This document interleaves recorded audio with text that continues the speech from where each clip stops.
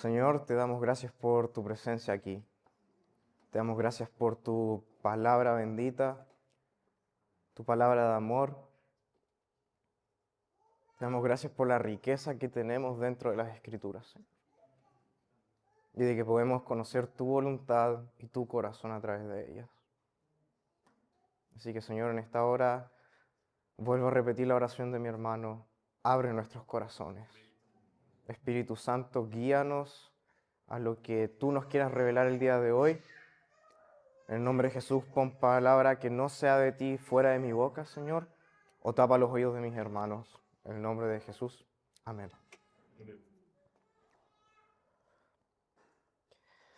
Para los que no han estado en las previas, están de suerte, hermanos. Vamos a tomar un recorrido por el pasado. Estamos en la carta de Efesios, ¿verdad? La primera predicación escuchamos acerca de cómo surgió esta iglesia. Y en un contexto muy complejo, una ciudad muy compleja como lo es Éfeso, donde todos veneran a Artemisa o a otros dioses grecorromanos o de donde sea en el mundo, adoran el dinero y se enorgullecen de eso. Pero ¿qué ocurre cuando tu vida ha cambiado dentro de ese contexto? Desde Judea se oye y se escucha que se esparce esta secta judía, esos que siguen a un tal Jesús.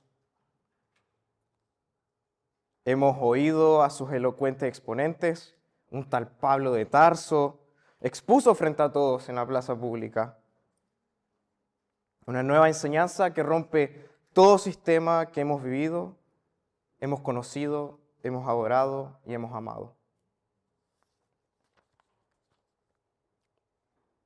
Ese Pablo, esos dos, Priscila y Aquila, hasta un extranjero llamado Apolo, todos hablan de un único Dios que envió a su Hijo por la redención de todos y que solo tengo que creer y seguir.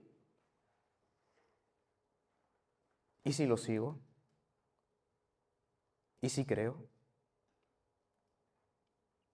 La carta de Efesios es una respuesta a todas estas preguntas que presionan día a día a los efesios, a nuestros hermanos de esa época.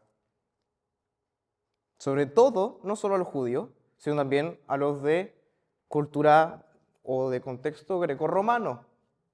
Véase los que creen en Zeus, Júpiter, todo eso, para los que andan perdidos en la historia. Y las primeras líneas de la carta de los Efesios te dan ideas de lo que Pablo te va a hablar. El domingo pasado, el antepasado, cuando estuvo el tío Esteban predicando, Pablo abrió magistralmente todo. Complejo, muy simple, y se llama identidad. ¿Quién eres tú? ¿Quiénes son los efesios? ¿Quiénes son los creyentes? Y yo escuchaba al tío y leía mi Biblia ahí o mi teléfono, no me acuerdo qué tenía. Y la reflexión final que puse fue esa. Puse, somos hijos. Signos de exclamación. Tienes una identidad, tienes una responsabilidad, tienes desafíos, pero también tienes una inmensa riqueza. O, como se lo iba a escribir a Timoteo Pablo, porque no nos ha dado espíritu de cobardía, sino de poder, de amor, de dominio propio. Por tanto, no te avergüences del testimonio de nuestro Señor, ni de mí, prisionero suyo, sino participa conmigo en las aflicciones por el Evangelio, según el poder de Dios, quien nos ha salvado y nos ha llamado con un llamamiento santo, no según nuestras obras, sino según su propósito y según la gracia que nos fue dada en Cristo Jesús desde la eternidad. Segunda de Timoteo 1, 7, 9. O como se lo puso Pablo a los Efesios, y esto es muy parafraseado de lo que vimos el domingo pasado. En Él, según nos escogió, para ser santos y sin mancha. Nos adoptó como hijos. Tenemos redención en gracia. En toda sabiduría y discernimiento nos dio a conocer el misterio de su voluntad. En Él hemos obtenido herencia, con el Espíritu Santo como garantía de ella. Y toda esta mirada atrás te debería dejar una sensación más o menos de, wow, es mucho. Eres escogido, eres santo, eres sin mancha, eres hijo adoptado, tienes redención, tienes gracia, tienes sabiduría, discernimiento, tienes el conocimiento de Dios, de la voluntad de Dios, tienes herencia, tienes al Espíritu Santo y tienes la garantía. Y eso solo en 14 versículos. Te tiene que dar la sensación de que es mucho, de que hay algo dentro de cada uno de ustedes que es más grande que todo el universo. Pero, otra vez la pregunta, ¿y qué hago con todo esto? Bueno, la respuesta de Pablo a esa pregunta es oro y alabo. Y es dentro de eso que vamos a venir a lo que es el día de hoy. Todo eso era introducción, gente.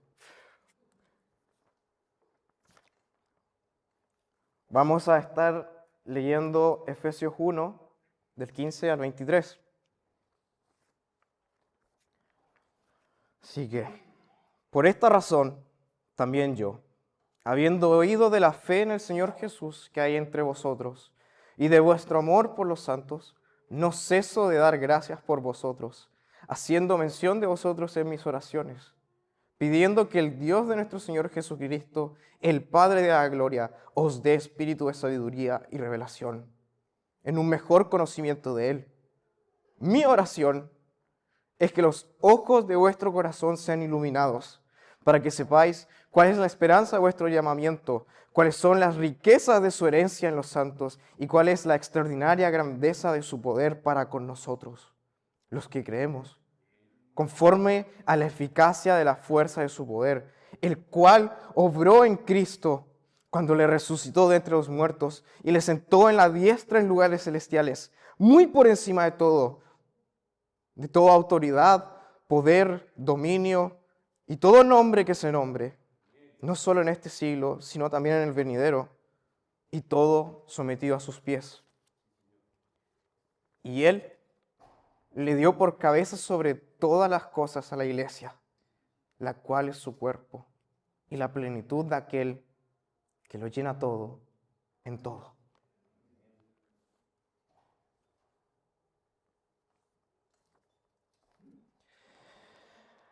Es heavy. ¿Cuándo has orado así? ¿Cuándo fue la última vez que oraste así por tu hermano?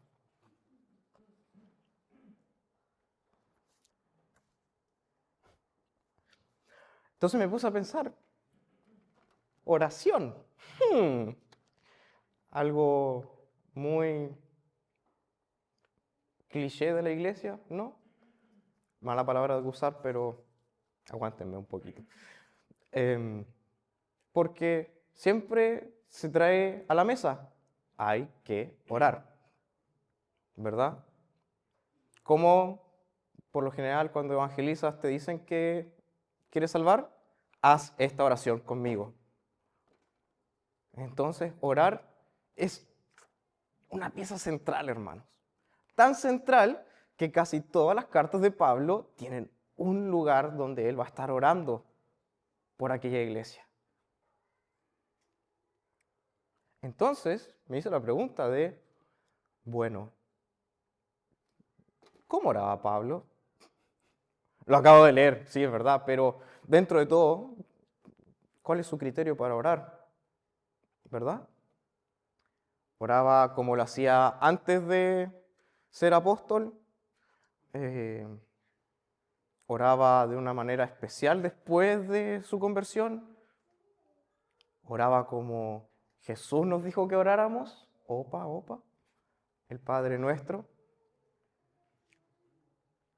Y aquí se me prendió el foco, porque yo me acuerdo que Pablo le dijo en una carta a alguien, imítame, porque yo lo imito a él.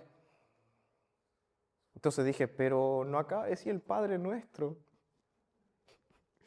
No lo dice explícitamente palabra por palabra, ¿no? Así que se me prendió en el foco anoche y me puse a comparar.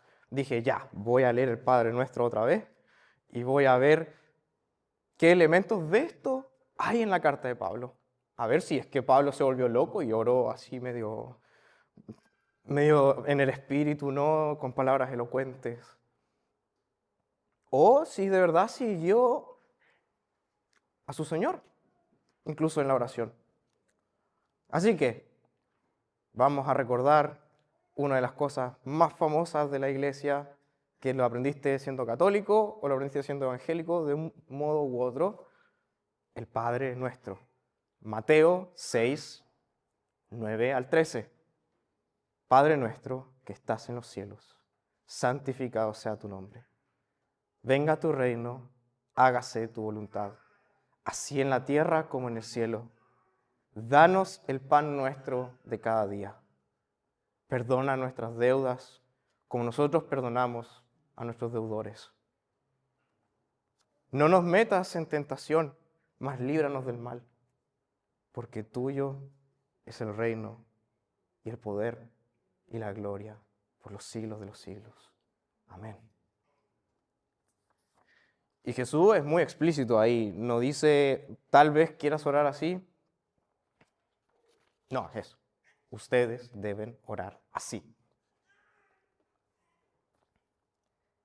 Así que este día vamos a seguir el Padre Nuestro a través de esta oración de Pablo. Miren, ¿cómo le empieza? Nosotros ya hablamos acerca de todo lo que Pablo les describió como identidad a los efesios, ¿verdad? Que son escogidos, que son santos, que tienen redención, tienen sabiduría, conocen la voluntad de Dios en sus vidas, tienen al Espíritu, tienen una herencia. Y Pablo, después de eso, no es como que se queda ahí nomás. No empieza la oración de inmediato, dice, por esta razón, yo. Por esta razón también yo, habiendo oído de su fe y de su amor. Hay una conexión temática previa con lo que Pablo ya definió como la identidad de los efesios, con lo que definió como tu identidad como creyente. Y esa identidad, perdón, me perdí en mis propias notas, wow. Esa identidad que definió Pablo del creyente, lo sigue construyendo y lo sigue afirmando en esta oración. No es solo un hecho filosófico, no es solo un hecho abstracto, ¿no? De que, oh, sí, es que tengo herencia. Puedes decirlo con tus palabras, ¿no? Tengo una herencia, soy santo. No, para Pablo es un hecho palpable y tangible. ¿Sabes cómo lo sé? Porque él dice, habiendo oído. Suena como algo que Santiago va a escribir a las iglesias después. Porque fe sin acción está muerta. La nueva identidad de los efesios los ha transformado, los ha llevado a romper con lo que hablamos al inicio. Todo lo que conocí, todo lo que adoraba, todo lo que amaba, ha cambiado. Todo lo que fui ha cambiado. Pero las preguntas siguen ahí. Está el vecino diciéndote, oye, vamos al templo a adorar. Es que no puedo, papito. No puedo, porque creo en Jesús. ¡Ah! ¿Cómo vas a creer en Jesús? Ese chiflado de Tarso te ha comido el coco.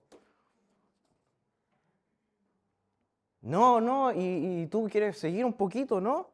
No, pero es que en realidad tiene lógica. No, qué lógica, qué lógica. Tú agarra esta estatuilla de plata y rézale. Háblale. Y tú sigues, pero es que ¿por qué si no tiene nada, no me habla, no interactúa conmigo el ídolo, ¿no? Ya, no hay caso contigo, chao. No te quiero ver más en mi vida. Te fuiste al mercado después de esa conversación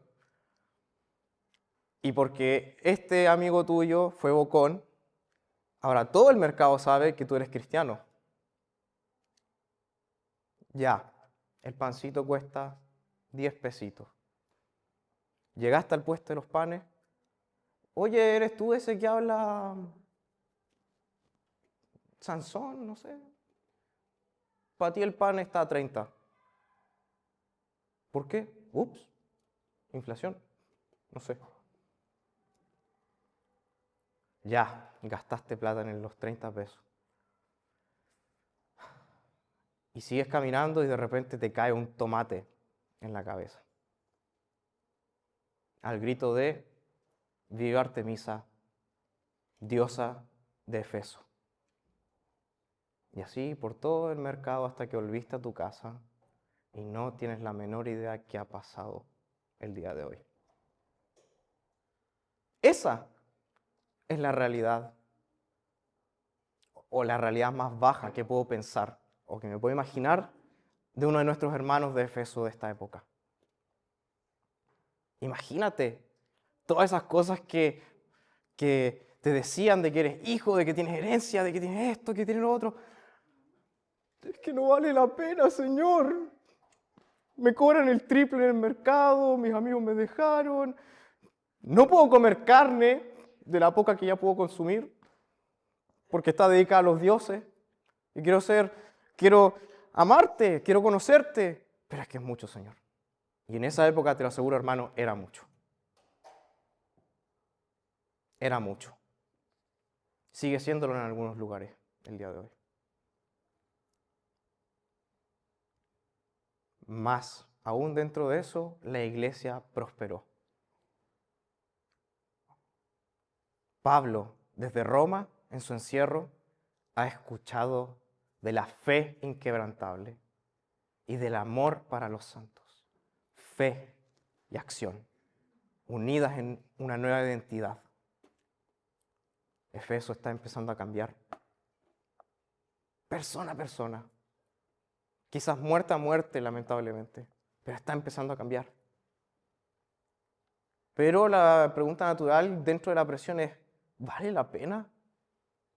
¿Vale la pena?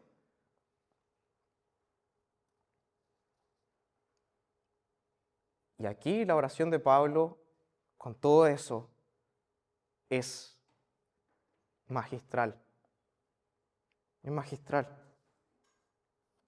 Oír de la fe y el amor de los hermanos, y más encima tener todo eso conectado sabiendo quiénes ellos son realmente en Cristo, gatillan esta oración y alabanza. Mira, vamos con el Padre Nuestro un poco otra vez. Padre nuestro que estás en los cielos, santificado sea tu nombre. Mira lo que dice Pablo en su oración. Pidiendo que el Dios de nuestro Señor Jesucristo, el Padre de la gloria, ¿va? Santificado sea tu nombre. Acaba de poner a Dios Padre por todo lo alto.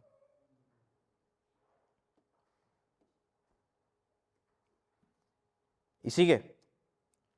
Pido que os dé espíritu de sabiduría y revelación en un mejor conocimiento de Él. Él. Aquí Pablo pone por lo alto al Padre y en cierta manera hasta da trazas de que hay tres personas. Acuérdense, creemos en un Dios trino. Diferencia a Jesucristo como Señor y Dios. Diferencia al Padre como el de la gloria y pide al Espíritu que venga sobre los creyentes. Le pide al Padre que traiga espíritu de sabiduría y revelación. Y en particular, si seguimos el orden del Padre Nuestro, podríamos hacer esa aseveración. Porque dice, venga tu reino, hágase tu voluntad aquí en la tierra y danos el pan nuestro de cada día. Tú puedes aseverar con esta cosa de los Efesios que sin el Espíritu de Dios en tu vida no tendrás la sabiduría ni la revelación. No podrías cumplir la voluntad de Dios en esta tierra. ¿Y cómo lo tendrías? Tendrías hambre, ¿no? Todos los días. Es que estoy buscando y estoy buscando y estoy buscando y no encuentro respuesta, no encuentro fuerza, no encuentro cómo manejar esta situación, aquí y allá. Pero, ¿de qué pide Pablo específicamente sabiduría y revelación? De Él. De Él.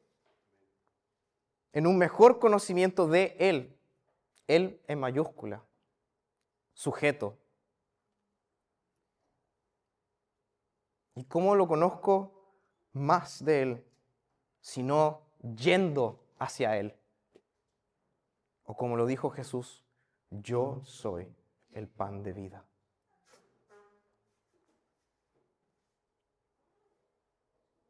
Danos el pan nuestro de cada día. Yo soy el pan de vida. El que viene a mí nunca tendrá hambre.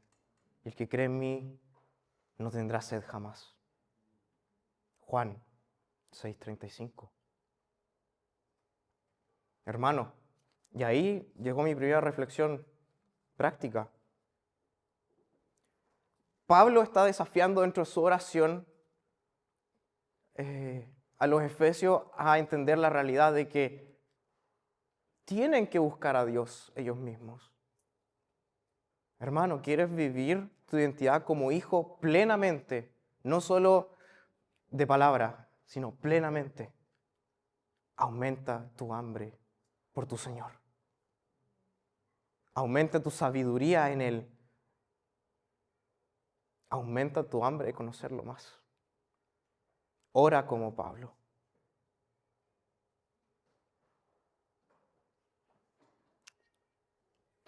Así que esto es un llamado de atención. Lean sus Biblias. Es el mejor recurso que tienen ahora. Es el recurso eterno que se nos ha pasado de generación en generación. Y Pablo sigue. Sigue en el versículo 18.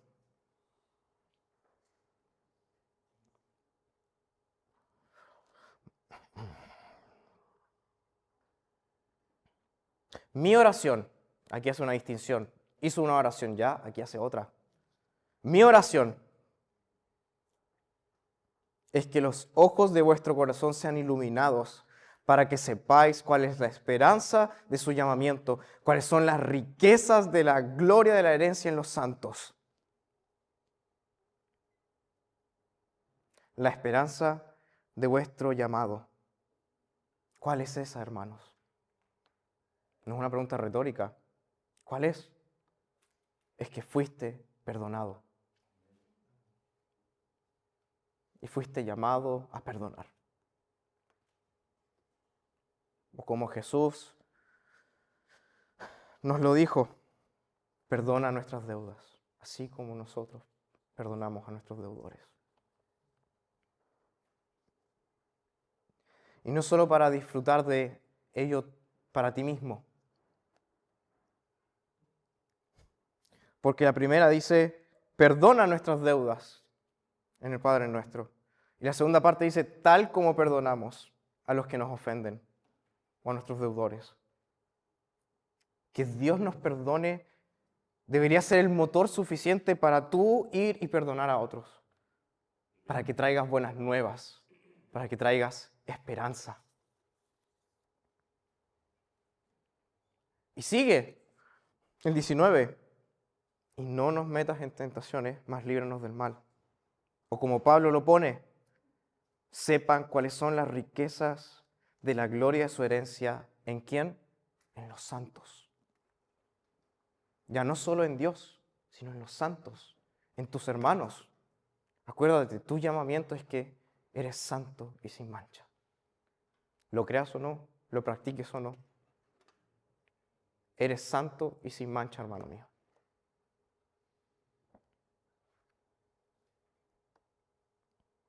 Y cuando leí esta parte y lo relacioné con el Padre Nuestro, se me vino este quote que literalmente, ¿cómo se llama? Da cuerpo a todo esto. Me acordé de que alguien una vez dijo, la sangre de los mártires es la semilla de la iglesia. ¿Y saben cómo sabemos eso? Porque hubo alguien, un santo y un padre de la iglesia llamado Tertuliano que lo dijo. Mira cuánta riqueza, cuánta verdad en tan pocas palabras. Piensa en lo que acabamos de hacer aquí en las misiones. Piensa en Tayikistán. Piensa en aquellos vigilados, en aquellos tentados a traicionar a la iglesia que se mantuvieron firmes. Piensa en ese testimonio. Piensa en todo el poder, el amor, la gracia, la bondad, la misericordia que Dios ha derramado sobre esta tierra a través de nosotros, los redimidos, los que creemos. Piensa, hace más de 2000 años la iglesia existe. Y tenemos una herencia increíble, hermanos. Lean a los primeros padres si es que pueden. Lean otros escritos de los apóstoles. Lean la vida de sus hermanos antes de, a San Agustín, a todos esos famosos que pensaron y razonaron como ustedes en algún momento, que se convirtieron, tuvieron un encuentro con Jesús, tuvieron que procesar este tipo de oraciones. Y no solo eso, no solo la parte bonita, piensa en las tentaciones, piensa en cómo ellos lidiaron con sufrimiento, piensa en cómo ellos prefirieron 1000 veces más correr hacia el Padre que hacia el mundo. A algunos de ellos les costó la vida, pero a otros de ellos Dios hizo grandes cosas con ellos. La riqueza que hay en los santos, la riqueza en cada uno de los hermanos. Hermano, cada uno de sus testimonios vale por 1000.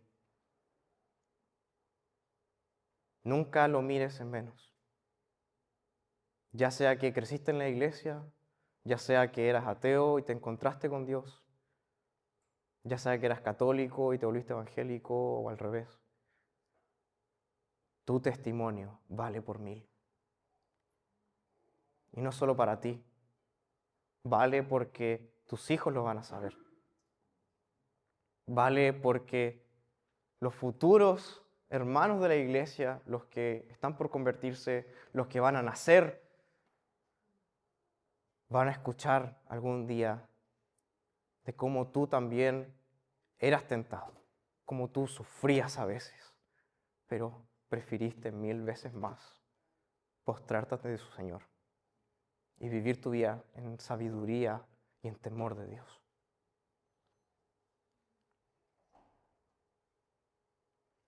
Y eso me incluye a mí y te incluye a ti.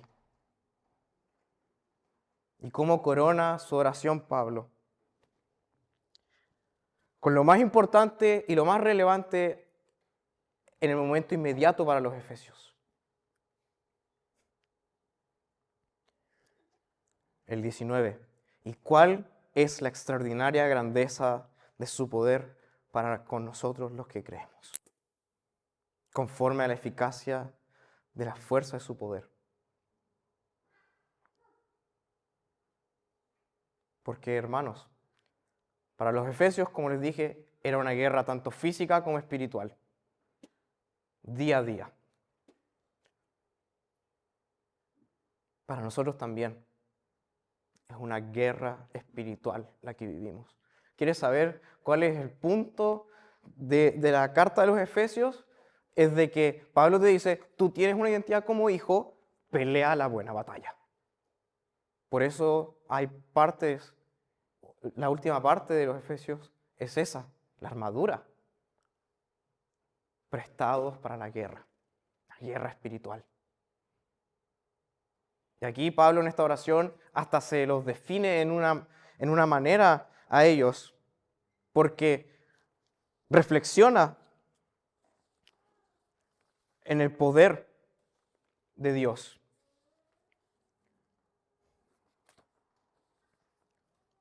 Reflexiona, mira, no se queda así como es solo el extraordinario poder. Yo te muestro cuál extraordinario poder. El mismo que resucitó a Cristo Jesús. El mismo que lo sentó a la diestra en todo el cielo. El mismo que le dio todo bajo la tierra. Una guerra espiritual que libran principados, autoridades, poderes y dominios. No es solo una cosa física, hermano. Es una guerra espiritual constante. Es de aquí adentro. Pero Pablo les dice, ese Dios en el que tú creíste, en el que tú crees, en el que tú actúas por fe, en el que tú amas por fe, en el que tú perdonas en fe, es tan grande que puede hacer lo mismo por ti. ¿Cómo lo sé? Porque si Él lo sometió todo bajo los pies de Cristo, Cristo lo dio a la iglesia, la cual es la plenitud de Él. El que lo llena todo en todo. O como Juan lo pone en su introducción, todas las cosas fueron hechas por Él y de Él. Y sin Él, nada de lo que ha sido hecho fue hecho jamás. La iglesia de Efeso surgió por el poder de Dios. Surgió por el testimonio de los santos y la riqueza que ellos traían. Y ahora Pablo ora por ellos del mismo modo, que se acuerden de su identidad. Acuérdense del poder que traen.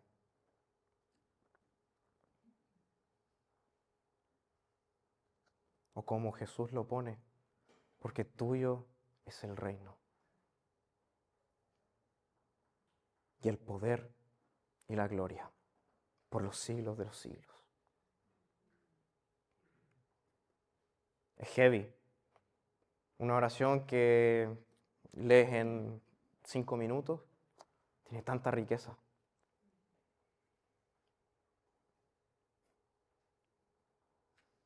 Volvamos un poco a que la iglesia es la plenitud de Cristo.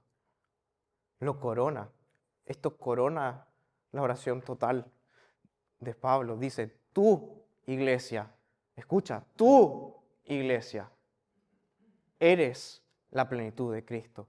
¿Saben? Cuando pienso en plenitud, pienso en estas caricaturas y que salen todas iluminadas, así como, como con un aura. Bueno, tú eres el aura de Cristo. Eres su plenitud. Imagínate, con lo complejos que somos, con lo quebrados que podemos llegar a ser, aún así somos la plenitud de Dios. Dios, qué privilegio.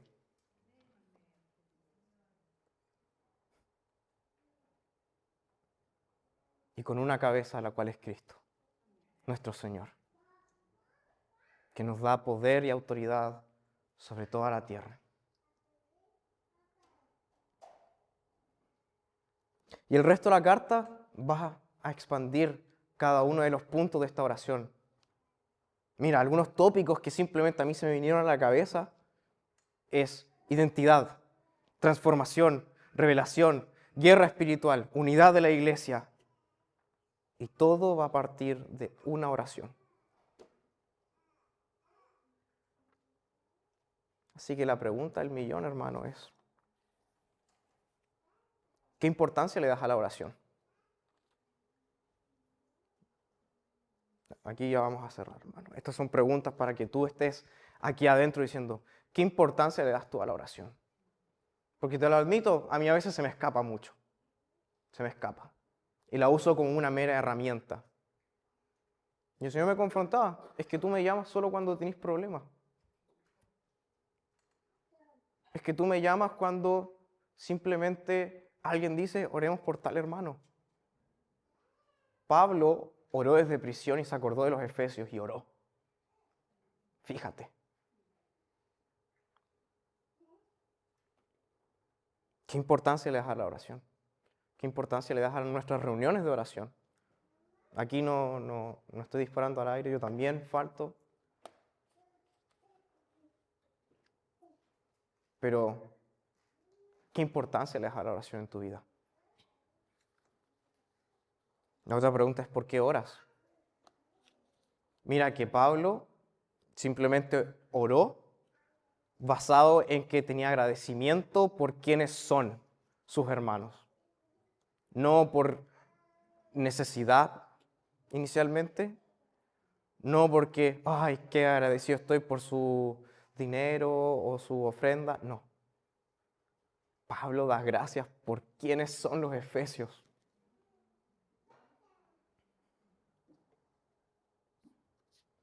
¿Por quién oras? Como Pablo ora por los efesios. Esa es la pregunta que los quiero dejar hoy día, hermanos. ¿Por quién oras tú como Pablo ora por los efesios? Oremos.